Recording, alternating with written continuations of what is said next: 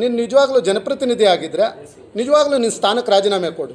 ಇಲ್ಲ ಅಂತ ಹೇಳಿದ್ರೆ ನಾನು ರಾಜೀನಾಮೆ ನಾಳೆ ಅದೇ ಉಪಾಧ್ಯಕ್ಷ ಸ್ಥಾನ ತಗೊಂಡಿದ್ದ ಕೂಡಲೇ ನಾನು ರಾಜೀನಾಮೆ ಕೊಡ್ತೀನಿ. ನಗರಸಭೆಯಲ್ಲಿ ಗ್ರಾಮ ಪಂಚಾಯಿತಿಯಲ್ಲಿ ಚುನಾಯಿತರಾಗೋದು ಭಾಳ ಕಷ್ಟ ಇದೆ ಮಿಸ್ಟರ್ ಪ್ರದೀಪ್ ಈಶ್ವರ್ ಅವರೇ. ನಿಮ್ಮ ಮೂರ್ಖತನದ ಮಾತುಗಳಿಂದ ಚಿಕ್ಕಬಳ್ಳಾಪುರ ಘನತೆ ಗೌರವನ ಹಾಳು ಮಾಡೋ ಅಂಥ ಪ್ರಯತ್ನ ಮಾಡಬೇಡಿ ಶಾಸಕರೇ. ಅವರು ಈಗಾಗಲೇ ಶಾಸಕರಾಗಿದ್ದಾರೆ. ಬಹುಶಃ ಅನುಭವ ಕಡಿಮೆನೋ ಜಾಸ್ತಿನೋ ನನಗೆ ಗೊತ್ತಿಲ್ಲ. ನಾವು ಅಧಿಕಾರದಲ್ಲಿದ್ವಿ, ದರ್ಪ ನಮ್ಮ ಹತ್ರ ಇದೆ. ನೀವೇನು ಯಾರು ಏನು ಮಾತಾಡೋಕ್ಕೆ ಹೋಗಬೇಡಿ, ನಾವೇನು ಬೇಕಾದರೂ ಮಾತಾಡ್ಕೊತೀವಿ. ನಾವೇನು ಜನಪ್ರತಿನಿಧಿಗಳಲ್ವಾ ಸರ್? ಈಗಾಗಲೇ ಶಾಸಕರು, ಈ ಚಿಕ್ಕಬಳ್ಳಾಪುರದ ಶಾಸಕರು ಪ್ರದೀಪ್ ಈಶ್ವರ್ ಅವರು ನಿನ್ನೆ ತಾನೇ ನಮ್ಮ ಅಧ್ಯಕ್ಷರ ಮೇಲೆ ನನ್ನ ಮೇಲೆ ಒಂದು ಗಂಭೀರವಾದ ಆರೋಪ ಮಾಡಿದ್ದಾರೆ. ಬಹುಶಃ ಅವ್ರ ಮೇಲೆ ನಾನು ಕೂಡ ಮಾನನಷ್ಟ ಮೊಕದ್ದಮೆ ದಾಖಲಿಸ್ಬೇಕು ಅಂದ್ಕೊಂಡೆ. ಯಾಕಂತ ಹೇಳಿದ್ರೆ ಒಂದು SCನ ಅಧ್ಯಕ್ಷರು ಮಾಡಬೇಕು ಅನ್ನೋ ಕಾಳಜಿ ಇಲ್ಲ, ಬದ್ಧತೆ ಇಲ್ಲ. ಅವ್ರ ಪಕ್ಷದಲ್ಲೇ ಒಂದು 3-4 ಜನ ಗೆದ್ದಿದ್ದಾರೆ. ಮಹಿಳೆ ಮಾಡಿಸ್ಕೊಂಡು ಬರ್ಬೋದಿತ್ತು, ಇಲ್ಲ ಜೆಂಟ್ಸ್ ಮಾಡಿಸ್ಕೊಂಡು ಬರ್ಬೋದಿತ್ತು. ಆ ಬದ್ಧತೆ ಇಲ್ಲ. ಅವ್ರಿಗೆ ಅಧ್ಯಕ್ಷರು ಮಾಡೋ ಅಟ್ಲೀಸ್ಟು ಕನಿಷ್ಠ ಜ್ಞಾನ ಕೂಡ ಇಲ್ಲ. ಆದರೆ ಇಲ್ಲಿ ಚುನಾವಣೆಯಲ್ಲಿ ಸೋತು ಹತಾಶೆಯ ಪರಮಾವಧಿ ಜಾಸ್ತಿ ಆಗಿದೆ. ಅವ್ರಿಗೆ ಏನು ಮಾತಾಡಬೇಕು ಗೊತ್ತಾಗ್ತಾ ಇಲ್ಲ. ಏನಾದರೂ ಒಂದು ಹೇಳಬೇಕಲ್ಲ ಅಂತ ಹೇಳಿಬಿಟ್ಟು ಪ್ರತಿಸ್ಪರ್ಧಿಗಳು ಗೆದ್ದಿರೋದ್ರಿಂದ, ಅತಿ ಹೆಚ್ಚು ಮತಗಳಿಂದ ನಾವು ಗೆದ್ದಿರೋದ್ರಿಂದ, ನಮ್ಮ ನಾಯಕರ ಆಶೀರ್ವಾದದಿಂದ, ನಮ್ಮ ಸದಸ್ಯರ ಆಶೀರ್ವಾದದಿಂದ ನಾವು ಗೆದ್ದಿದ್ದೀವಿ. ನಮ್ಮ ಮೇಲೆ ನಾವು ಹೇಳ್ದಂಗೆ ಕೇಳ್ತಾರೆ. ಅವರು ಕೊಡದೇ ಇದ್ದಿದ್ರೆ 7 ಜನ ಈ ಕಡೆ ಬಂದುಬಿಡ್ತಾಯಿದ್ರು ಅಂತ ಹೇಳ್ತಾರೆ. ಅವರು ಈಗಾಗಲೇ ಶಾಸಕರಾಗಿದ್ದಾರೆ. ಬಹುಶಃ ಅನುಭವ ಕಡಿಮೆನೋ ಜಾಸ್ತಿನೋ ನನಗೆ ಗೊತ್ತಿಲ್ಲ. ನಾನು ಮೊನ್ನೆನೇ ಹೇಳಿದೆ, ಶ್ವೇತಪತ್ರ ಹೊರಡಿಸಿ, ನೀವು ಮಾಡಿರ್ತಕ್ಕಂಥ 1.5 ವರ್ಷದಲ್ಲಿ ಏನೇನು ಅಭಿವೃದ್ಧಿ ಮಾಡಿದ್ದೀರಾ ಅದನ್ನೊಂದು ಶ್ವೇತಪತ್ರ ಹೊರಡಿಸಿ ಅಂತ ಹೇಳಿದ್ದೆ. ಅದ್ರಿಗೆ ಉತ್ತರ ಕೊಡಲಿಲ್ಲ. ಆದರೆ ನಮ್ಮ ಬಗ್ಗೆ ಹೇಳಿದಾರಲ್ಲ, ಭಾಳಷ್ಟು ಕೆಲಸಗಳು ಮಾಡಿಸ್ಕೊಂಡಿದ್ದೀವಂತೆ ಅಧ್ಯಕ್ಷರು. ನಾನು ವೈಯಕ್ತಿಕವಾಗಿ ಹೇಳ್ತೀನಿ, ನಾನು ಯಾವತ್ತೂ ಅವ್ರ ಹತ್ರ ಯಾವುದೇ ಒಂದು ರೂಪಾಯಿದಾಗಲಿ ನಾನು ಕೆಲಸ ಮಾಡಿಸ್ಕೊಂಡಿಲ್ಲ. ಒಂದು ಕೆಲಸಕ್ಕಾಗಲಿ ನಾನು ಫೋನ್ ಮಾಡಿಲ್ಲ. ನನ್ನ ವಾರ್ಡ್ಗೆ ಮುನ್ಸಿಪಲ್ ಫಂಡ್ ಇದೆ, 14ನೇ ಹಣಕಾಸು, 15ನೇ ಹಣಕಾಸು, ಬೇಕಾದಷ್ಟು ಸಾಧ್ಯವಾದಷ್ಟು ನನ್ನ ಕೈಯಲ್ಲಾಗಿದ್ದನ್ನು ವಾರ್ಡಲ್ಲಿ ಅಭಿವೃದ್ಧಿಪಡಿಸಿದ್ದೀನಿ.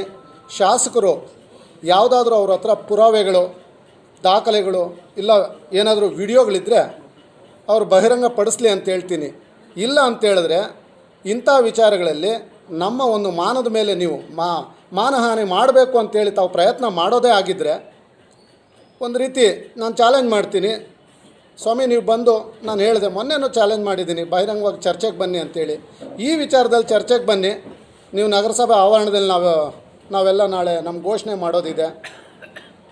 ಎಷ್ಟು ಸೀಟ್ ಬಂದಿದೆ, ಅಧ್ಯಕ್ಷರಿಗೆ ಎಷ್ಟು, ನನಗೆ ಎಷ್ಟು, BJP ಪಕ್ಷ ಎಷ್ಟು ಸೀಟಲ್ಲಿ ಗೆದ್ದಿದೆ ಅಂತೇಳಿ ಘೋಷಣೆ ಮಾಡೋದಿದೆ. ತಾವು ಬರೋದಿದ್ದರೆ ಬನ್ನಿ, ನಗರಸಭೆ ಆವರಣದಲ್ಲೇ ಮಾತಾಡೋಣ. ತಮ್ಮ ಹತ್ರ ಏನಾದರೂ ಪುರಾವೆಗಳಿದ್ದರೆ ಬಂದು ಹೇಳಿ. ಆದರೆ ನೀವು ಸುಳ್ಳು ಹೇಳ್ತಾ ಇದ್ದರೆ, ನೀನು ನಿಜವಾಗ್ಲೂ ಜನಪ್ರತಿನಿಧಿ ಆಗಿದ್ದರೆ ನಿಜವಾಗ್ಲೂ ನಿನ್ನ ಸ್ಥಾನಕ್ಕೆ ರಾಜೀನಾಮೆ ಕೊಡು. ಇಲ್ಲ ಅಂತ ಹೇಳಿದ್ರೆ ನಾನು ರಾಜೀನಾಮೆ ನಾಳೆ ಅದೇ ಉಪಾಧ್ಯಕ್ಷ ಸ್ಥಾನ ತಗೊಂಡಿದ್ದ ಕೂಡಲೇ ನಾನು ರಾಜೀನಾಮೆ ಕೊಡ್ತೀನಿ, ನಾನು ಸುಳ್ಳಾಗಿದ್ದರೆ. ಆದರೆ ನೀವು ಸುಳ್ಳು ಹೇಳ್ತಾ ಇದ್ದರೆ ನೀವು ರಾಜೀನಾಮೆ ಕೊಡಿ. ಸುಮ್ಮನೆ ನಮ್ಮ ಮಾನಹಾನಿ ಆಗೋ ರೀತಿಯಲ್ಲಿ ತಾವು ಮಾತಾಡಬಾರ್ದು ಅಂತ ಹೇಳ್ತೀನಿ. ಅದೇ ರೀತಿ ಜನಪ್ರತಿನಿಧಿಗಳು, ನಾವು ಪಾರ್ಲಿಮೆಂಟ್ ಸದಸ್ಯರು, ನಾವು ಏನು ಬೇಕಾದರೂ ಮಾತಾಡ್ತೀವಿ, ಏನು ಬೇಕಾದರೂ ಆರೋಪಗಳು ಮಾಡ್ಕೊಳ್ತೀವಿ. ಕಾರ್ಯಕರ್ತರು ತಾವು ಯಾವುದೇ ರೀತಿಯಾಗಲಿ ಇದ್ರ ಬಗ್ಗೆ ತಲೆ ಕೆಡಿಸ್ಕೋಬೇಡಿ. ನಾವು ಬೇಕಾದರೆ ಕೋರ್ಟ್ಗಳಿಗೆ ಹೋಗೋದಕ್ಕೂ ರೆಡಿ. ಯಾಕಂದರೆ ನಮ್ಮ ಹತ್ರ ಸಂಪನ್ಮೂಲ ಇದೆ, ನಮ್ಮ ಹತ್ರ ಪವರ್ ಇದೆ ಅಂತ ಹೇಳ್ತಾರೆ. ತಾವು MLA ಆಗಿದ್ದು ಬಹುಶಃ 1.5 ವರ್ಷದಿಂದ. ಆ ಟೈಮ್ ಮುಂಚೆ ತಮ್ಮ ಹತ್ರ ಪವರು ಇರಲಿಲ್ಲ.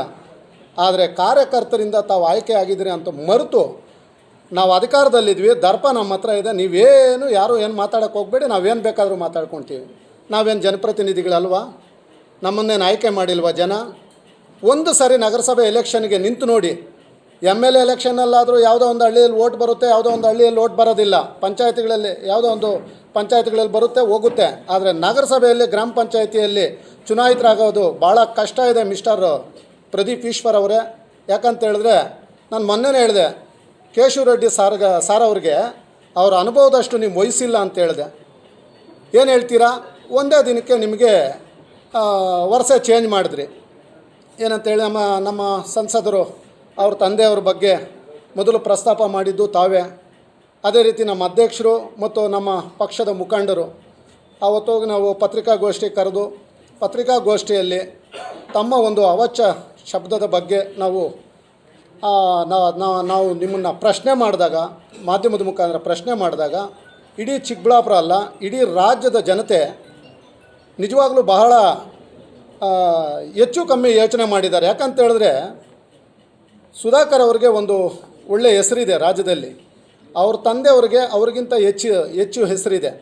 ಯಾಕಂತ ಹೇಳಿದ್ರೆ ಅವ್ರು ತುಂಬ ಹಿರಿಯರು. ನಮ್ಮ ಶಿವಾನಂದ ಸರ್ ಅವ್ರು ಮೊನ್ನೆ ಹೇಳಿದ್ರು, JH ಪಟೇಲ್ರ ಹತ್ರ ಕೆಲಸ ಮಾಡಿದ್ದಾರೆ, ದೇವೇಗೌಡರ ಹತ್ರ ಕೆಲಸ ಮಾಡಿದ್ದಾರೆ, ಆಮೇಲೆ KB ಪಿಳ್ಳಪ್ಪನವ್ರ ಹತ್ರ ಕೆಲಸ ಮಾಡಿದ್ದಾರೆ. ಅಂಥ ಒಂದು ವ್ಯಕ್ತಿ ಬಗ್ಗೆ ಈ ರೀತಿ ಮಾತಾಡಬಾರ್ದಿತ್ತು ಅಂಥೇಳಿ ನಮ್ಮ ಹಿರಿಯರಾಗಿರ್ತಕ್ಕಂಥ ಶಿವಾನಂದ ಅವ್ರು ಮೊನ್ನೆ ಹೇಳಿದ್ರು. ನಿಜವಾಗ್ಲೂ ನಾನು ಹೇಳಕ್ಕೆ ಬಯಸ್ತೀನಿ, ನಾಳೆ ಬನ್ನಿ ಪ್ರದೀಪ್ ಈಶ್ವರ್ ಅವರೇ, ನಮ್ಮದು ಘೋಷಣೆ ಆಗೋದಿದೆ, ತಾವು ಅಲ್ಲಿಗೆ ಬರಬೇಕು. ನಾವು ನಿಮ್ಮಿಂದ ಏನೇನು ಕೆಲಸಗಳು ತಗೊಂಡಿದ್ದೀವೋ ತಾವಲ್ಲಿ ಮೀಡಿಯಾದ ಮುಖಾಂತರ ಹೇಳಬೇಕು. ನಾವೇನೂ ಕೆಲಸ ಮಾಡ್ಕೊಂಡಿಲ್ಲ ಅಂತೇಳಿದ್ರೆ ಒಂದು ಚಾಲೆಂಜ್ ಸ್ವೀಕಾರ ಮಾಡಿ, ಕೊಡಿ, ರಾಜೀನಾಮೆ ಕೊಡಿ. ನಾನು ರಾಜೀನಾಮೆ ಕೊಟ್ಬಿಡ್ತೀನಿ. ಸುಳ್ಳು ಹೇಳ್ತಾಯಿದ್ರೆ, ನೀವು ಸುಳ್ಳು ಹೇಳ್ತಾಯಿದ್ರೆ ರಾಜೀನಾಮೆ ಕೊಟ್ಬಿಡಿ. ಒಂದು ಸಾರಿ ನೀವು ಹೇಳ್ತೀರಲ್ವಾ, ನಾನು 20 ವರ್ಷ ಈ ತಾಲೂಕಲ್ಲಿ ಶಾಸಕನಾಗಿ ಮುಂದುವರಿಯುತ್ತೇನೆ ಅಂಥೇಳಿ, ಅದಾದ ನಂತರ ನನ್ನ ಮಗನ್ನ ಶಾಸಕ ಮಾಡ್ತೀನಿ ಅಂತ ಹೇಳ್ತೀರ. ಚಿಕ್ಕಬಳ್ಳಾಪುರದಲ್ಲಿ ಬಹಳ ಪ್ರಬುದ್ಧರಿದ್ದಾರೆ. ನಿಜವಾಗ್ಲೂ ತಪ್ಪಾಗಿ ಭಾವಿಸ್ಬೇಡಿ. ನಿಮ್ಮ ಮೂರ್ಖತನದ ಮಾತುಗಳಿಂದ ಚಿಕ್ಕಬಳ್ಳಾಪುರ ಘನತೆ ಗೌರವನ ಹಾಳು ಮಾಡುವಂಥ ಪ್ರಯತ್ನ ಮಾಡಬೇಡಿ ಶಾಸಕರೇ. ನಮ್ಮ ಮಾನಹಾನಿ ಆಗುವಂಥ ವಿಚಾರನೂ ಕೂಡ ಮತ್ತೊಂದು ಸಾರಿ ಹೇಳ್ತೀನಿ, ಪ್ರಸ್ತಾಪ ಮಾಡಬೇಡಿ. ಇಲ್ಲ ಇದೇ ರೀತಿ ಪ್ರಸ್ತಾಪ ಮಾಡ್ತೀನಿ ಅಂತ ಹೇಳಿದ್ರೆ ನೀವು ಶಾಸಕ ಸ್ಥಾನಕ್ಕೆ ರಾಜೀನಾಮೆ ಕೊಟ್ಟು ಬನ್ನಿ. ಸುಳ್ಳು ಹೇಳ್ತಾಯಿದ್ರೆ ನಾನು ನನ್ನ ಸ್ಥಾನಕ್ಕೆ ರಾಜೀನಾಮೆ ಕೊಟ್ಟು ಬರ್ತೀನಿ. ಸುಳ್ಳು ಅನ್ನೋಂಗಿದ್ರೆ ನಾಳೆ ನೀವು ಬರಲ್ಲ, ಹೇಳೋಕ್ಕೂ ಹೋಗೋದಿಲ್ಲ.